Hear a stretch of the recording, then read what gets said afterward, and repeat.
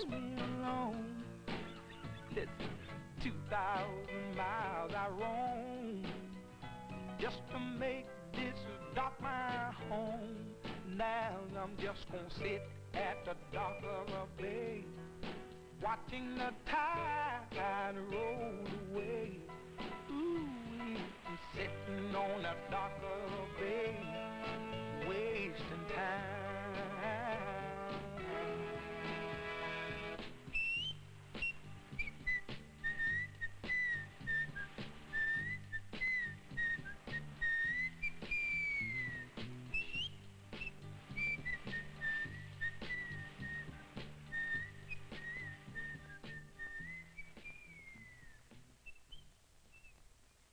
The problem has been primarily caused by people being deprived.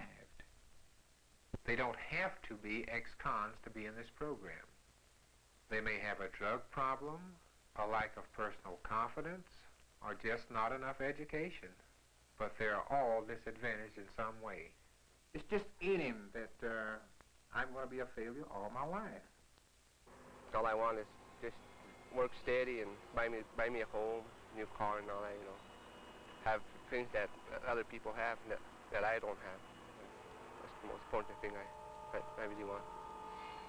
What really started me to thinking is that I was laying down and I was thinking about my age, that I was getting older and what would happen, what was going to happen, you understand, when no one decided that they wanted to give me any money, or that if I should get into trouble again and go to prison again, that it might be for the last time, the habitual criminal act. When a guy does wrong, they want to see him get his penalty for it and everything, and they don't think about the guy as far as rehabilitating him, you know.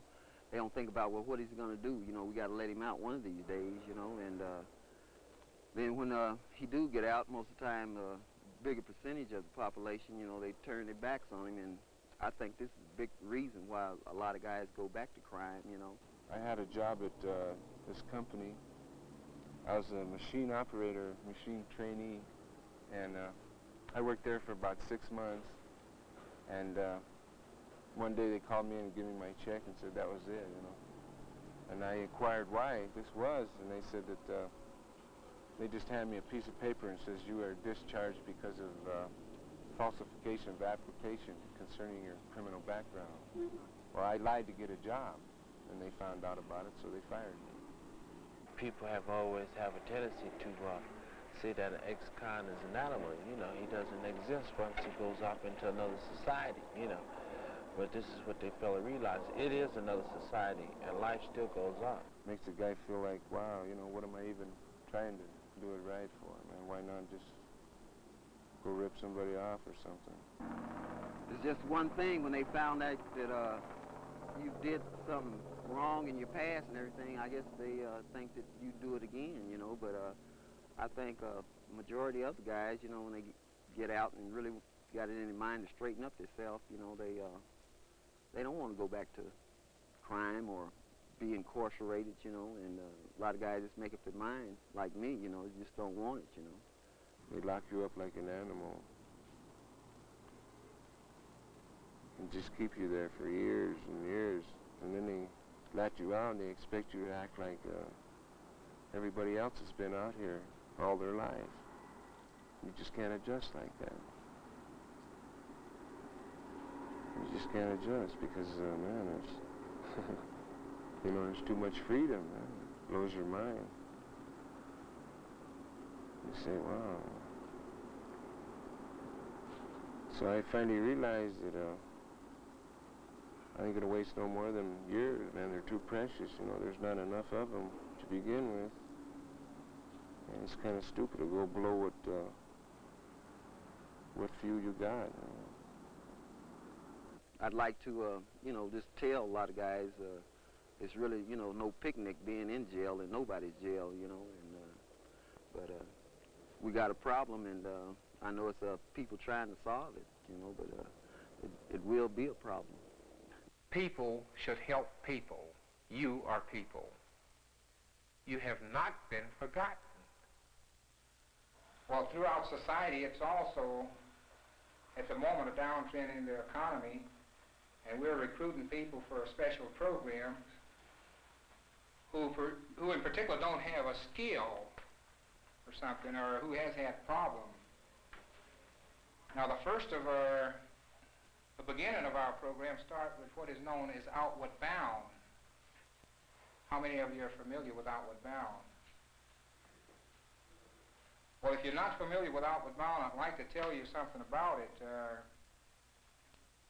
It was started during World War II as a survival course.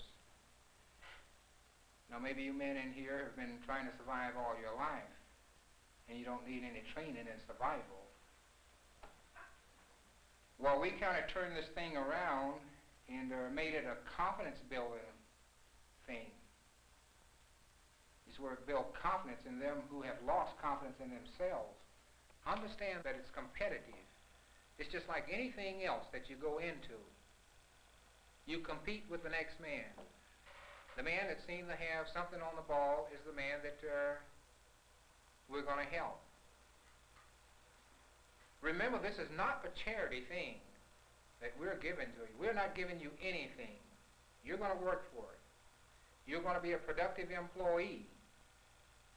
This is where we gain. This is where society gains. You're paying tax rather than living off of tax. You know, we send our supervisors up there along with you. Now, they're not going up there as supervisors. They're going up there to do the same thing that you are doing. They're up there to know about your problem and to be sensitive to your problem, the problem that you might have encountered. He's going to know about you. You're going to know about the middle class supervisor. You're going to work as a team. And this is what we're going to need when you return to industry, as working as a team. I wasted 6 years in this place and a few other years in other places, and it just isn't worth it, man. Not when you see it, man, as it is, man. It's really a drag, and I know what kind of changes they go through when they're getting out, man, when they're short. You know, they're worried about if they're going to get a job, if they're going to be able to get a job because of their record, or if they're going to go back to stealing, you know. Besides, they never have nothing when they steal anyway. They do for a while. They get busted, and then it's all gone.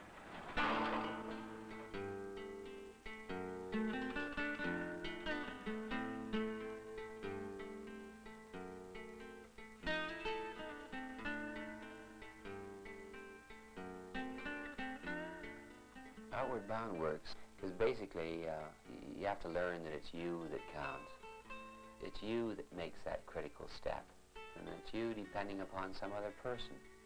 And it's these basic fundamental relationships that become dramatized and experienced and understood to some extent, and where possible reinforced, that represent the type of meaning that I think has transference to any other situation beyond the outward bound setting, whether it's on the job or whether it's back in school or wherever a person turns to. In Outward Bound, what we're trying to do is challenge a person to defeat their own defeatism, get some sense of purpose and develop the confidence to really hold on, and there are sort of challenges that they face in the Outward Bound setting that if they can survive them, that there's nothing that industry can give them that they can't face.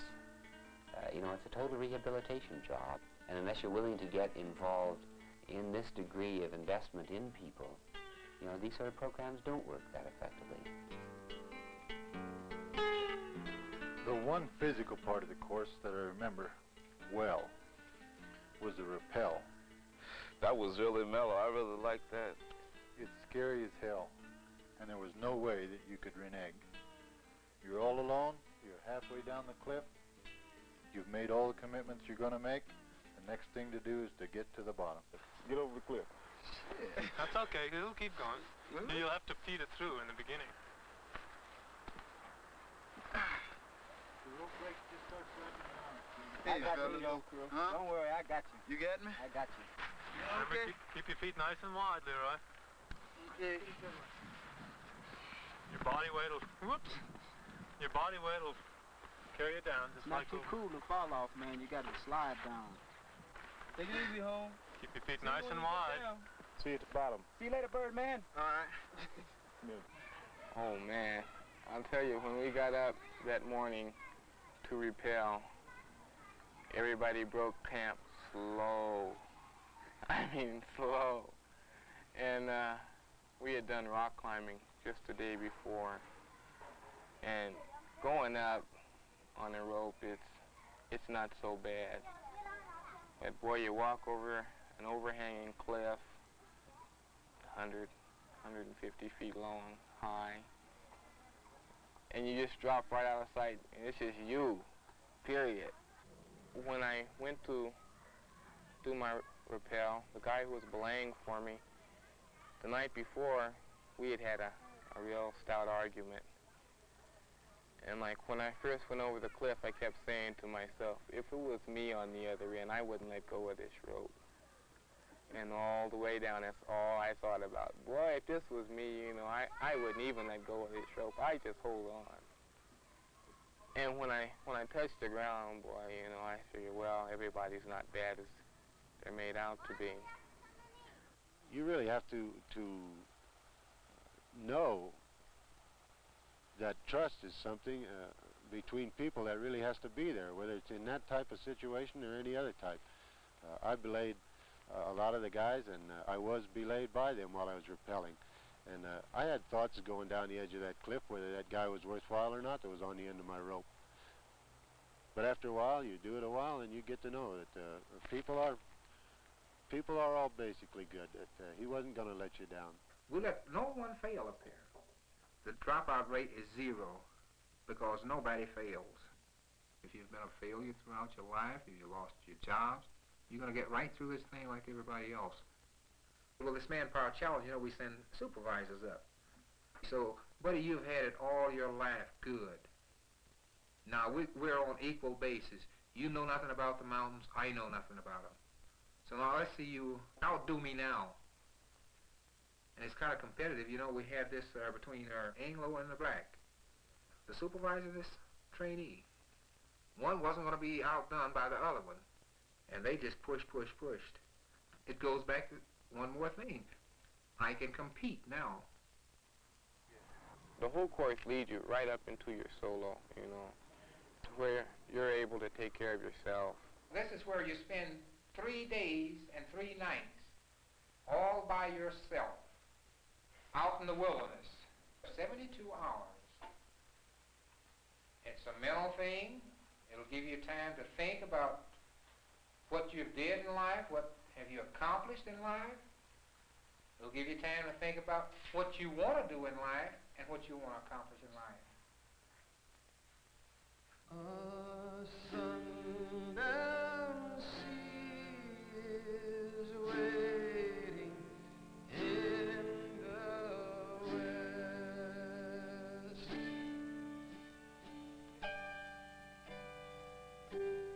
With salt sharp breath and waves that wash my eyes.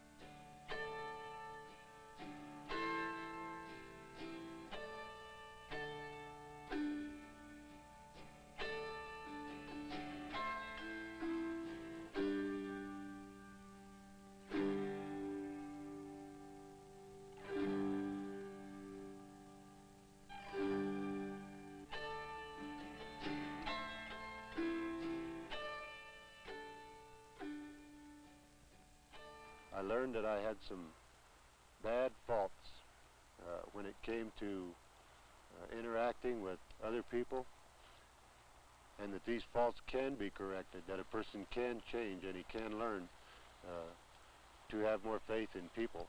I can't say a whole lot about solo because I didn't see solo a whole lot. I was asleep most of the time, you know. You know, I just couldn't stop dreaming about making love and money. That's all I was thinking about for a while there. And then food. Then making love and money had come on my mind. Then food. I liked it, climbing the mountains and everything. The only thing I really didn't enjoy was sleeping in those soaking wet sleeping bags, but it was all an experience, so I didn't mind it too much, you know. I'm not supposed to say this, but we snuck out of camp and called home. And I called home and talked to my wife. Well, no, I missed you. I missed my wife. And I talked to my mother for a while. She was really worried about me. And, you know, it really made me feel good that somebody missed me. It went a lot better than I expected it to go, you know. Yeah. Although I starved a lot, I didn't dig that at all. Yeah. I wrote about, things I had done and I knew I shouldn't have done, and things I wish I had done. And I think the whole purpose of the solo was to make you think. I saw myself a lot of different ways. I saw times when I was rationalizing, procrastinating, when I was really doing things that didn't have any place in a supervisor's role. So I saw myself at my worst a lot of times during the 3 weeks we were outbound. You learn a lot of things, you know, things that you don't think that you could do, that you could really do if you really put a goal into it, and really, if you put your mind to do it, you could do it. That's anything, really, I think. You know, you could go a lot further than you really think you can. Oh, yeah, I'll think back about everything, because I've gotten everything written down, and all the letters I sent to my wife, I put on them, save this coupon. Very valuable, you know. I was just lonely and miserable the last 24 hours of solo. I was just on the verge of tears a couple of times, just thinking about things that I could have done better that I didn't do. No, sir. I'm not sure I'd want to do it again, but I wouldn't take anything for it. Where are you living now? Well, I'm living with my parents right now, but I'm planning on moving out as soon as I get myself together here. You gonna be able to do that with this job? Right. Later on in about a couple of months or so, where we get through with this training program. Right now we're not making too much. We're making about $1.75 an hour, and then it advances every week. If we straighten up here, this is like sort of a probation period. See, at one time, we were throwing away valves costing $100 and some for junk. See, these guys salvage all that stuff. They're paying their own way now in this recycling yard, and plus making the company money. At the same time, we're working out the trainee's problem so that when he's promoted into the brewery, he makes a better employee. When I started up at Coors, I started at the bottom point. I was passing out tools in the tool shed. A chance came and they looked around and they said, well, we're going to try Leon at this. So now I'm a buyer. You know, I'm not complaining. I got a nice job. I like it. I really do enjoy my job. Man, is this really worth it, you know? Is it worth it?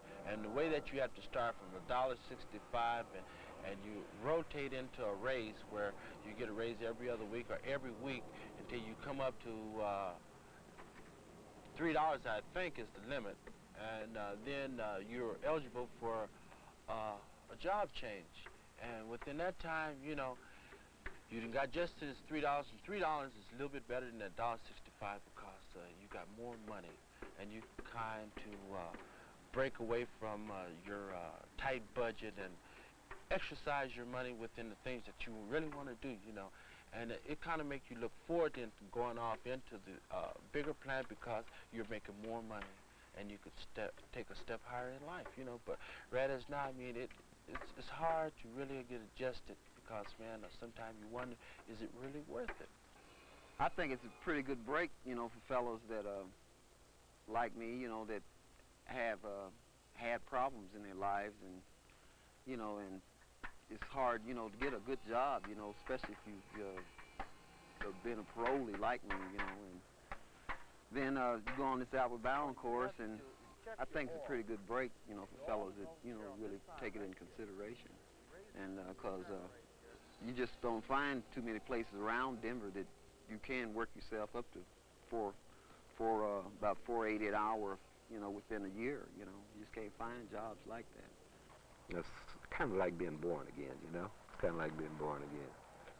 For any employer to get into a program like this, the first thing he must have is a commitment.